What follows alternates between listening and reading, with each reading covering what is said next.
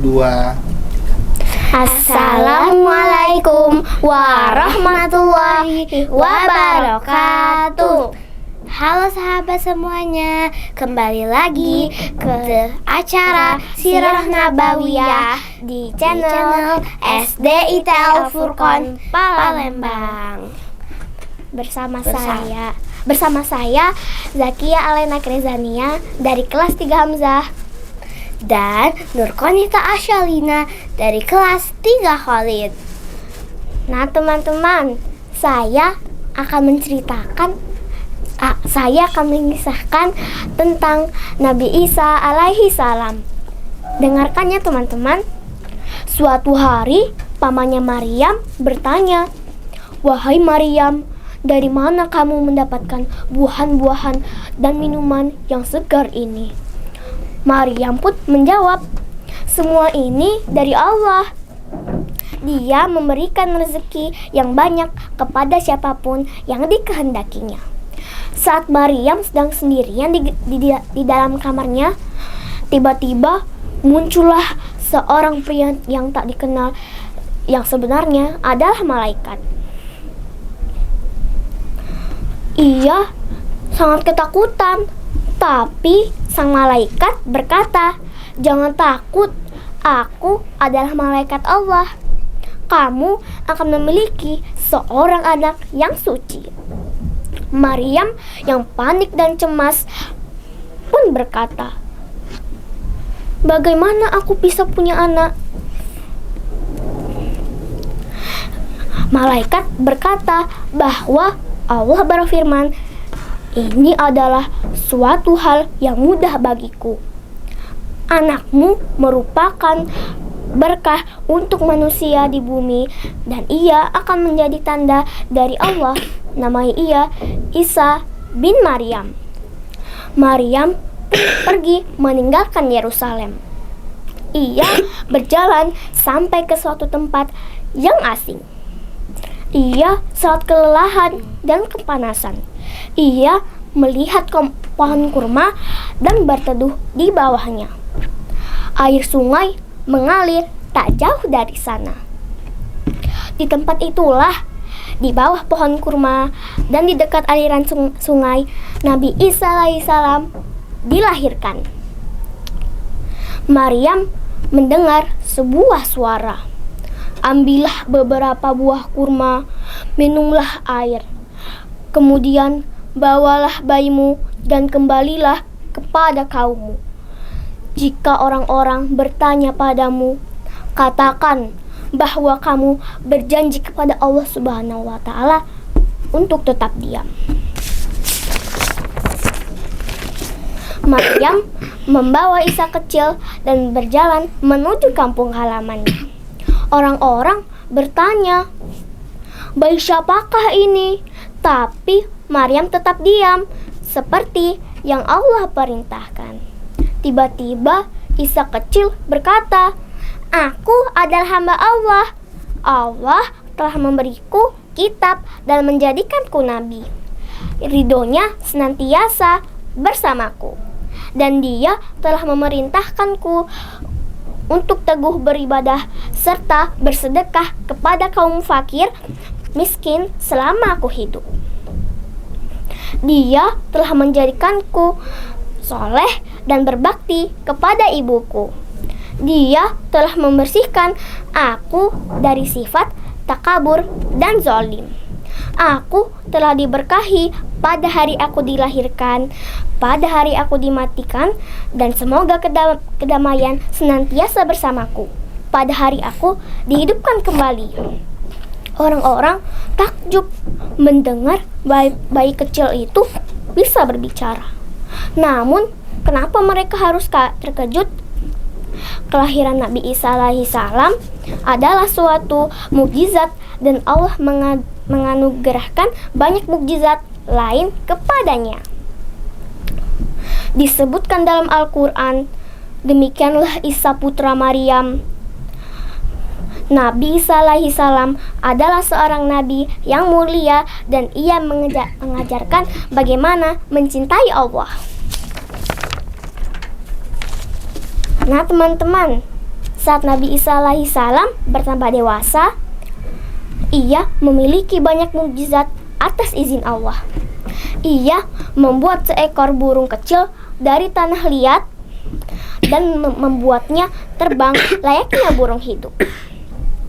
Menyembuhkan mata seorang yang buta sehingga bisa melihat kembali, dan menghidupkan orang yang sudah mati. Allah Subhanahu wa Ta'ala membuat Nabi Isa alaihissalam mampu melakukan mukjizat ini karena Allah mencintai dan menjaganya. Nabi Isa alaihissalam memiliki banyak pengikut. Mereka mengikuti kemanapun Nabi Isa pergi. Mereka bepergian dari desa ke desa dan dari kota ke kota. Di setiap desa atau kota, Nabi Isa alaihissalam singgah sebentar untuk mengajak orang-orang agar mencintai Allah dan beribadah kepadanya. Suatu hari, Nabi Isa alaihissalam tengah bepergian bersama para pengikut-pengikutnya. Saat hari telah sore, mereka kelelahan dan memutuskan untuk beristirahat di sebuah ladang. Mereka juga lapar, tapi mereka tidak punya makanan. Salah satu pengikutnya berkata, "Wahai Isa putra Maryam, dapatkah Tuhanmu mengirimkan kami hidangan dari sebuah meja yang dipenuhi oleh makanan dari surga?"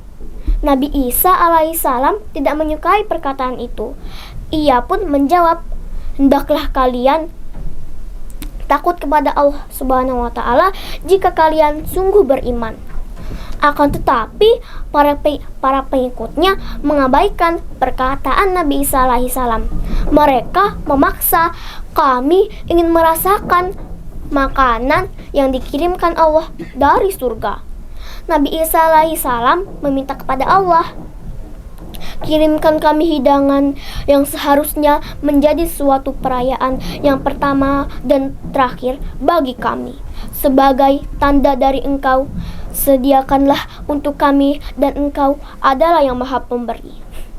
Allah berfirman, "Aku akan mengirimkan kalian hidangan, tapi setelah ini aku akan mengazab lebih dari kaum sebelumnya jika kalian tidak beriman kepadaku." Isa alaihissalam adalah seorang nabi Allah. Ia mengajak orang untuk beriman kepada Allah. Tapi pada akhirnya hanya sedikit orang yang menjadi pengikut setianya. Allah melindungi utusannya. Ia menjaga Nabi Isa alaihissalam dan menyelamatkan dari musuh-musuhnya. Nabi Isa alaihissalam melanjutkan dakwanya selama beberapa tahun. Tapi hanya beberapa orang yang memenuhi panggilannya.